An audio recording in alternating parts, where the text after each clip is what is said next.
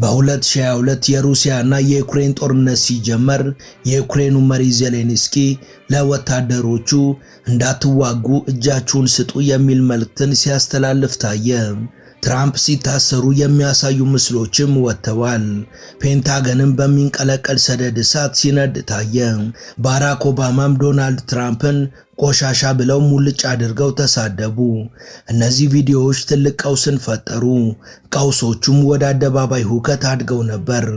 መጨረሻ ላይ ግን ሲጣራ ሁሉም የውሸት ቪዲዮዎች እንደሆኑ ተረጋግጧል። በአሁኑ ሰዓት በዓለም ላይ እውነትና ውሸቱን መለየት አዳጋች ሆኗል። በተለይ በኤአይ ታግዘው የሚሰሩ ቪዲዮዎች መዘዝ እያመጡ ታላቅ ማህበረሰባዊ፣ ኢኮኖሚያዊና ፖለቲካዊ ቀውስን እየፈጠሩ ነው። ለምሳሌ ኤለን መስክ ክሪፕቶከረንሲ የሚጠቀሙ ሰዎች መጠቀም ያለባቸውን አትራፊ አካውንት ሲገልጽ ታየ። ከዛም በሺዎች የሚቆጠሩ ሰዎች ያላቸውን ረብጣ ዶላር በዛ አካውንት አስገቡ። ከዛ ግን ብራቸው ደብዛው ጠፋ። ሲጣራ ታዲያ ምስሉ በኤአይ የተቀናበረ የውሸት ቪዲዮ ነበር። የዓለም መንግስታት አሁን ላይ ለዚህ ጉዳይ እልባት ለማግኘት በራቸውን ዘግተው እየመከሩ ነው። ግና በተቃራኒው ኤአይ ከሚጠበቀው በላይ ጥቅም ላይ መዋሉ ጉዳዩን እንዳያባብሰው ተሰግቷል።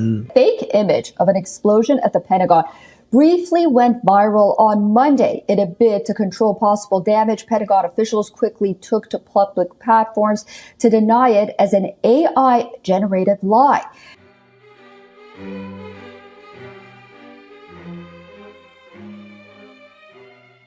ሰላም ጤና ይስጥልን። በመላው ዓለም የምትገኙ ውድ የመሿለኪያ ቤተሰቦች በዛሬው መሰናዷችን በአርቲፊሻል ኢንተለጀንስ ታግዘው ስለሚሰሩ ቪዲዮዎችና ስለፈጠሩት ማህበረሰባዊና ኢኮኖሚያዊ ቀውስ እንደዚሁም ደግሞ እስከዛሬ በዓለማችን ከተሰሩ የውሸት ቪዲዮዎች መሃል በጣም አነጋጋሪ የነበሩትን ስድስቱን እናስቃኛችኋለን።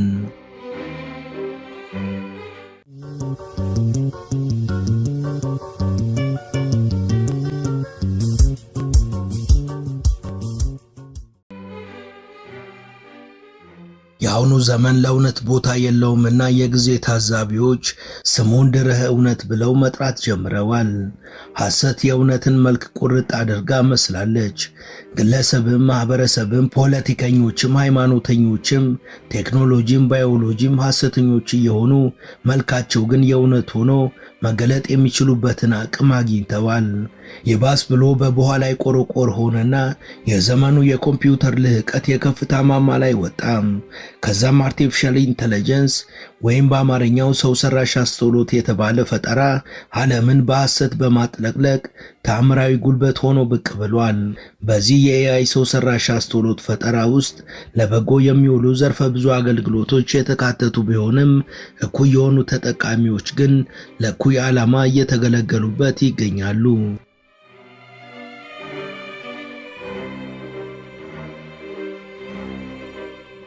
ከተራ ግለሰቦች እስከ ዓለም አቀፍ ተጽዕኖ ፈጣሪዎች፣ ከሀገር መሪዎች እስከ ዝነኛ አርቲስቶች ድረስ በኤአይ በታገዘ ቅንብር ያልደረሰባቸው ውርደት እንደደረሰባቸው ተደርጎ ስለቀረበ ለግላዊና ሙያዊ ሕይወታቸው እክል ሆኗል። የአሜሪካ ፕሬዝዳንት የነበሩት ባራክ ኦባማና የአሁኑ ዶናልድ ትራምፕ በሐሰተኛ የኤአይ ቅንብሮች የተነሳ መጣላታቸው ተቀናብሮ ሲቀርብ ዓለምን አጭበርብሮ ጉድ አስብሏል። ዜሌንስኪ ባይደን እና ኤለን መስክ ላይም የተሰራጨ ፍጹም እውነት መሰል ሐሰቶች ተፈብርከው ብዙዎችን አደናግረዋል።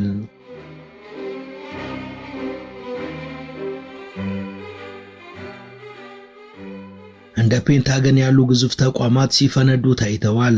ያልተፈጠሩ አደጋዎችና አስደናቂ የተፈጥሮ ክስተቶችም በዚሁ መንገድ ልክ የተፈጠሩ ያህል ተቀናብረው ይቀርባሉ። ተመልካቾችም ስሜታዊ መዘበራረቅ እየደረሰባቸው ለጉዳት ይዳረጋሉ። ኤአይ መርዘኛ አጠቃቀምን ወደ ተግባር ለመለወጥ ዲፕፌክ ለተባለ ማጭበርበሪያ የሚውሉ መተግበሪያዎችን ጥቅም ላይ የሚያውል ሲሆን የአንድ ግለሰብ እውነታን በመስረቅ ያልሆኑትን እንደሆኑ ስለሆኑ ያላደረጉትን እንዳደረጉ ወይም ያልተናገሩትን እንደተናገሩ አድርጎ የማቅረቢያ መንገድ ነው።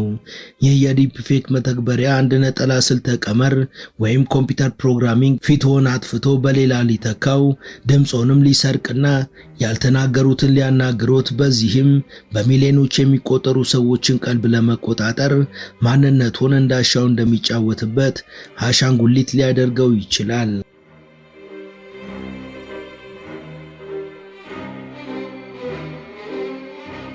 በዲፕ ሚዲያ እንደቀረበው የ2023 ዘገባ መሰረት ከሆነ በዚሁ ዓመት ከ500 ሺህ በላይ ቪዲዮዎችና ድምጾች ተለቀዋል። በ2025 ደግሞ ቁጥሩ እየከፋ ሄዶ በከፍተኛ ሁኔታ ይጨምራል ተብሎ ተጠብቋል። ይህን አደገኛ የሐሰት መረጃ አጠቃቀም በቴክኖሎጂው ተደራሽነት የተነሳ ነገሩን አባብሶታል። ለተጠቃሚዎች ምቹና ቀላል በሆኑ መተግበሪያዎችና ሶፍትዌሮች አማካኝነት አሳማኝ የሆኑ ሐሰቶችን መፍጠር የላቀ ቴክኒካል ክህሎቶችን አይፈልግም።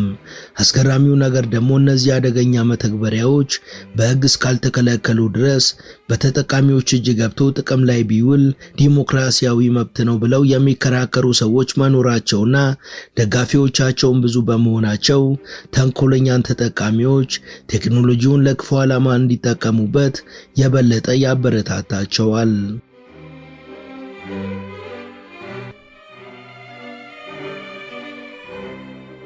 አንድ ሰው ያላደረገውን ሲያደርግ ያልተናገረውን ሲናገር ማየት እየተለመደ የመጣ እንጂ አዲስ ነገር መሆኑ ቀርቷል። ብዙዎች ሐሰተኛ ቪዲዮዎችን በመስራቱ ረገድ ክህሎቶችን ተክነዋል። በተለይ በአሁኗ ውዥንብር በሞላባት ዓለማችን ነገሮች አስፈሪ ሆነዋል። በዚሁ መልኩ የሚቀርበው ድምፅ በጣም እውነተኛ ነው የሚባል እንጂ በሰው የስሜት ሕዋሳት የሚለይ ሐሰት አይደለም። እውነተኛ የዓለም ተቋማትና ግለሰቦችን፣ ፖለቲከኞችን እንዲሁም አርቲስቶችን ኢላማ ያደረጉም ናቸው። ደሞም ለመስራት ቀላል፣ ለመለየት ግን በጣም አስቸጋሪ ስለሆኑ የግልና ሙያዊ ሕይወትን፣ መልካም ስምን በቀላሉ ያበላሻሉ።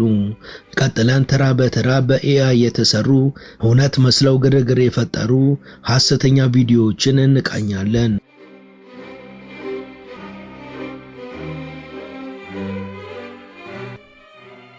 የአክሲዮን ገበያውን ያናወጠው የውሸቱን የፔንታጎን ፍንዳታን በመጀመሪያ ላይ እናያለን። The image was spread by several accounts, forcing the Pentagon to officially refute the said explosion. በወርሃ ግንቦት 2023 በፔንታጎን አቅራቢያ ተከሰተ የተባለን ፍንዳታ የሚያሳይ ምስል ሲወጣ ከፍተኛ ድንጋጤ በማህበራዊ ሚዲያ ላይ ተንሰራፍቶ ነበር። ምስሉ ትክክለኛ እንደሆነ ታምኖበት ስለታየ በርካታ ታማኝ የትዊተር ገጾች ሁሉ እስከ ማጋራት ደርሰው ነበር። የፔንታገን ሕንፃ በሽብር ጥቃት ወይም በሚሳኤል ጥቃት ተመቶ ሊሆን እንደሚችል በሚጠቁም ሁኔታ ከሕንፃው አናት ላይ ከፍተኛ ጥቁር ጭስ ታይቷል። ነገር ግን ቆይቶ ምስሉ እውን እንዳልነበርና በኤአይ የተፈጠረው ውሸት እንደሆነ ተረጋግጧል። ምስሉ በደቂቃዎች ውስጥ ከታየ በኋላ በፋይናንሻል የዜና ዘጋቢዎች ተወስዶ በዋና የሰበር ዜና ማሰራጫዎችም ቀርቦ ነበር። በውጤቱም ዜናው ከመጥፋቱ በፊት በመዋለ ንዋይ ገበያ ወይም በስቶክ ማርኬት ላይ ቀዳሚ የሆኑ 500 የአሜሪካ ልዩ ልዩ ካምፓኒዎች ሽያጫቸው ተንሸራቶ በአሜሪካ የአክሲዮን ገበያ ውስጥ ለአጭር ጊዜ የቆየ ውዥንብር ተፈጥሮ ነበር። ውድ የመሿለኪያ ቤተሰቦች ይህን ዘገባ እዚህ ድረስ ከተከታተላችሁት ቻናሉ የበለጠ እንዲያድግ አንድ ጊዜ ሰብስክራይብ እንድታደርጉ አስታውሰን ተረካችንን እንቀጥል። ሁለተኛ ላይ የምናየው ፕሬዝዳንት ዜሌንስኪ የዩክሬን ወታደሮች እጅ እንዲሰጡ ሲጠይቁ የሚታይበት ቪዲዮ ነው። Українці, шановні захисники, бути президентом виявилося не так вже й легко. Я змушений приймати складні рішення. በመጋቢት 2022 ሩሲያ ዩክሬንን በወረረችበት ወቅት አንድ አስደንጋጭ ቪዲዮ በማህበራዊ ሚዲያ ላይ መሰራጨት ጀመረ። እናም ቪዲዮ ወደ ተለጠፈው የዩክሬን የዜና ድረገጽ በመግባት የዩክሬን ፕሬዝዳንት ቭላዲሚር ዜሌንስኪ የዩክሬን ወታደሮች መሳሪያቸውን እንዲያስቀምጡና ለሩሲያ ኃይሎች እጃቸውን እንዲሰጡ ሲናገሩ ያሳያል። ነገር ግን ቪዲዮ ሙሉ በሙሉ ሐሰትና የዜሌንስኪን ፊትና ድምጽ በአርቲፊሻል ኢንተለጀንስ የተሰራ ውሸት ነበር። ይህን ተከትሎ ሊመጣ የነበረውን ውዝግብ ለማብረድም ፕሬዝዳንት ዜሌንስኪ እውነተኛ የሆነ ቪዲዮአቸውን በይፋ ቻናሎቻቸው ላይ በመልቀቅ በፍጥነት ምላሽ ሰጥተዋል። ቪዲዮውንም የልጆች ቅስቀሳ ብለውታል።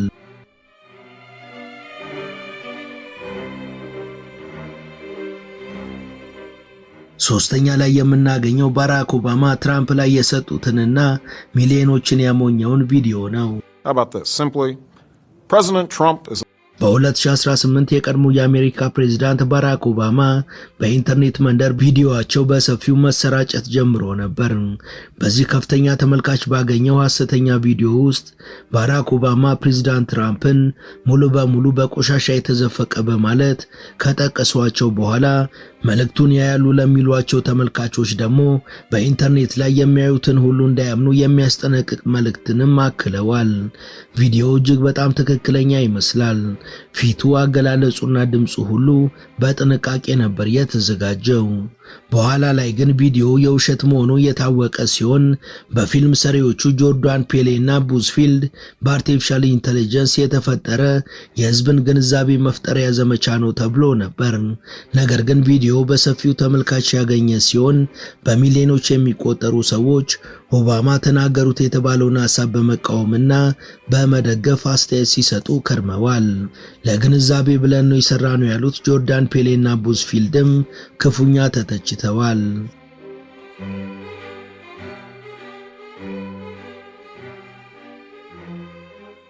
በክሪፕቶ ማጭበርበር ውስጥ ጥቅም ላይ የዋለውን የኤለን መስክን የውሸት ቃለ መጠይቅ ደግሞ ቀጥለን እናያለን። በ2023 ኤለን መስክ ከሲኤንቢሲ ጋር ቃለ ምልልስ ሲያደርግ የሚያሳይ ቪዲዮ በዩቲዩብ እና በሌሎች መድረኮች መሰራጨት ጀመረ። በቃለ ምልልሱ የቴስላ ዋና አስፈጻሚ የሆነው ኤለን መስክ የክሪፕቶ ኢንቨስትመንት እድልን ሲያበረታታ ነበር የታየው። ዘግይቶም ቢሆን የክሪፕቶ ሀብት አጭበርባሪዎች የኤለን መስክን የድሮ ቃለ ምልልስና የሲኤንቢሲ ትክክለኛ የምርት ስምን በአርቲፊሻል ኢንተለጀንስ ታግዘው ከፍተኛ ጥራት ያለው የውሸት ቪዲዮ እንዳሰራጩ ቢታወቅም ብዙዎች ተጭበርብረው የክሪፕቶ ገንዘባቸውን በቪዲዮ ላይ በሰፈረው አድራሻ ከላኩ በኋላ ዳግመኛ ገንዘባቸውን አይተውት አያውቁም ተብሏል። ዳሩ በቪዲዮ ውስጥ የተናገረው ኤለን መስክ አልነበረም፣ የሱ ድምጽና የሱ ምስል እንጂ ሲኤንቢሲም አልነበረም። ሁሉም ነገርም በአርቲፊሻል ኢንተለጀንስ የተሰራ የውሸት ቪዲዮ ነበር።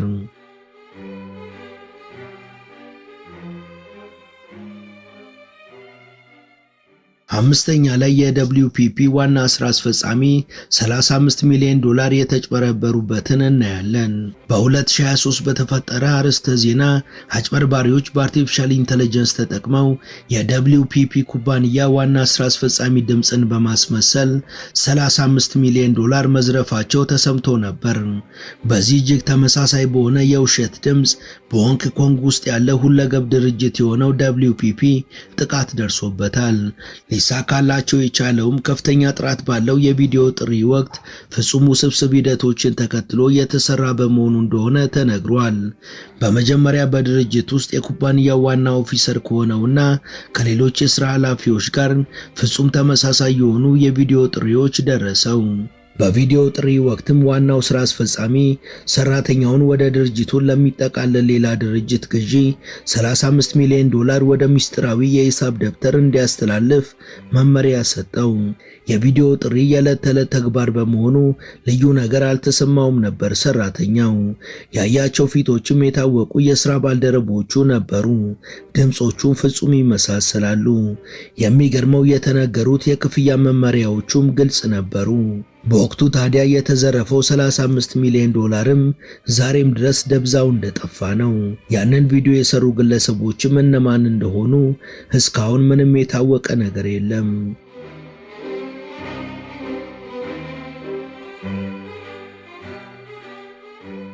ስድስተኛ ላይ የምናገኘው የዶናልድ ትራምፕን በቁጥጥር ስር የመዋል ዜና ነው። በወርሃ መጋቢት 2023 ዶናልድ ትራምፕ የመጀመሪያ የስልጣን ዘመናቸውን ጨርሰው ሁለተኛውን እንደገና በምርጫ ተወዳድረው ከማሸነፋቸው በፊት ባለው ጊዜ መታሰራቸውን የሚያሳዩ ምስሎች ኢንተርኔቱን አጥለቅልቀውት ነበር። ፎቶዎቹ የውሸት የነበሩ ቢሆንም ምላሾቹ ግን በጣም እውነተኛ ነበሩ። ፎቶዎቹ መጀመሪያ ላይ በአርቲስት ኢሊዮት ኢንግስ የተፈጠረ ነበር። ዓላማው የነበረውም የትራምፕ መታሰር ምን ሊመስል እንደሚችልና ምን ሊያስከስት እንደሚችል ግምታዊና አስቂኝ እይታን ለመፍጠር ነበር። ነገር ግን ምስሎቹ ከዚያ አውድ ውጪ በፍጥነት አምልጠው በየኢንተርኔቱ ላይ ተሰራጭተውና በግብታዊነት እየተጋሩ ስለቀጠሉ ብዙ ሰዎች ግራ ተጋብተዋል። ፎቶዎቹንም አምነው ነበር። ምስሎቹ በትዊተር፣ በፌስቡክ እና በቴሌግራም እንዲሁም ደግሞ በፍሪንጅ የዜና ብሎጎች ላይም ታይተው ነበር። በወቅቱ በአሜሪካም ከፍተኛ ተቃውሞን አስከስቶ ነበር።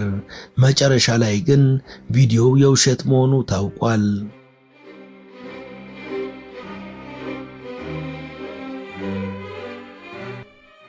ወደ ቻናላችን ቤተሰቦች ለዛሬ ያሰናዳንላችሁ ይህን ይመስል ነበር።